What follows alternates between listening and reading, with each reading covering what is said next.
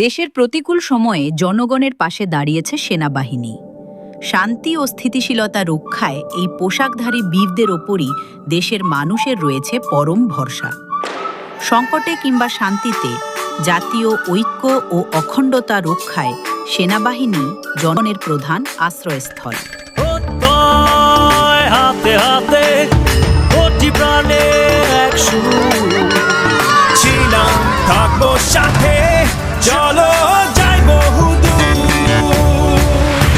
চলো বাংলাদেশ, চলো বিশ্ব উঠানে, চলো বাংলাদেশ, চলো বিজয়ের টানে। চলো বাংলাদেশ, চলো বিশ্ব উঠানে, চলো বাংলাদেশ।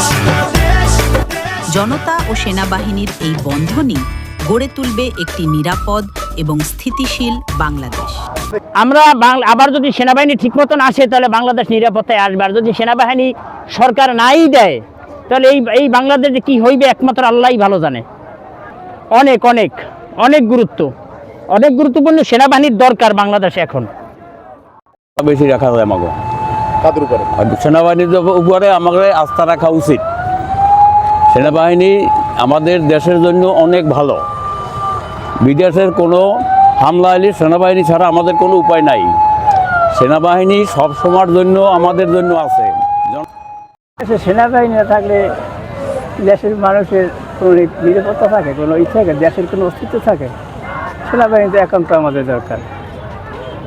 ঠিক না? অবশ্যই বলুন। অবশ্যই আমরা বন্ধু মনে করতে পারি।